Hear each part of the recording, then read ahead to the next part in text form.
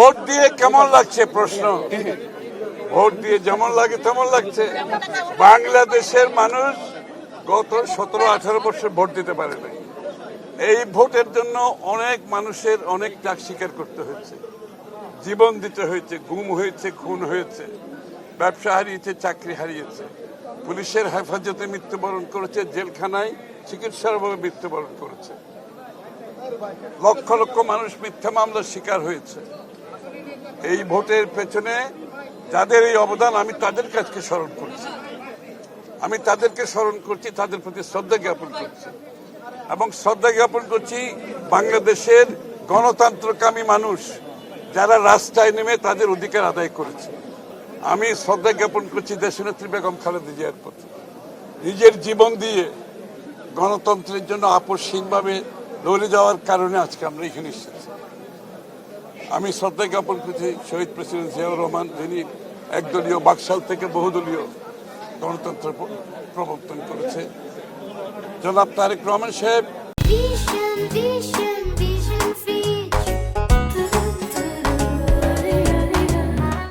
নিজের জীবনের বিনিময়ে দেশ ত্যাগ করে বহুদিন জাতিকে ঐক্যবদ্ধভাবে আন্দোলনের মাধ্যমে আমাদের আজকের ভোট যেটা আমরা মালিকানা ফিরে পেয়েছি তার ত্যাগকে আমি স্বীকার করছি।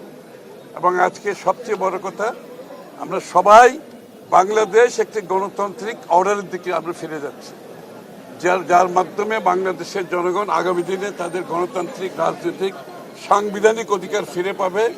তারা তাদের প্রতিনিধি নির্বাচন করতে পারবে, তাদের সংসদ নির্বাচিত হবে, তাদের সরকার নির্বাচিত হবে, যারা জনগণের কাছে দায়বদ্ধ থাকবে। এইটাই গণতন্ত্রের মূল মন্ত্র। আজকে এটা আমরা আদায় করতে পেরেছি।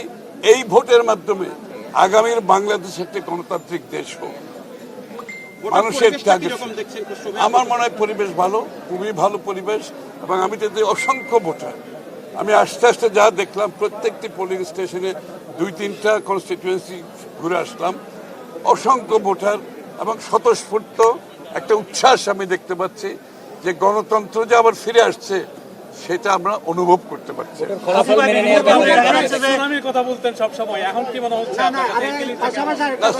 সুনামির বিষয়টা ভোটের অর্ধেক প্রায় শেষ হয়ে গেছে, বাকি সময় তারপর আমরা রেজাল্ট দেখবো। রেজাল্টের ব্যাপারে আপনাদের অবস্থান কি হবে? যাই হোক, আমি একটা কথা বহুবার বলেছি যে বাংলাদেশের যে কোনো ক্রান্তি লগ্নে, কঠিন সময়ে, দুঃসময়ে বাংলাদেশের জনগণ বাংলাদেশ জাতীয়তাবাদী দলের উপর আস্থা রেখেছে। এটা আমরা বারবার দেখেছি।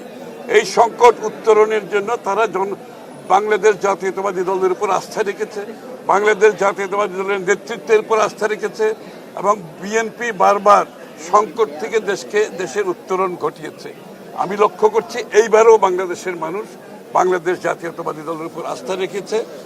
জনগণের মধ্যে দৃশ্যমান, তারা চাচ্ছে বাংলাদেশ জাতীয়তাবাদী দল আগামী দিনে জাতিকে নেতৃত্ব দিক, সরকার গঠন করুক এবং এই সমস্যা থেকে উত্তরণের মাধ্যমে দেশকে এগিয়ে নিয়ে যাওয়ার আমাদের সম্মানিত চেয়ারম্যান তারেক রহমান সাহেব যে পরিকল্পনার কথা বলছেন বারবার, সেই পরিকল্পনা বাস্তবায়নের দিকে যাতে আমরা যেতে পারি।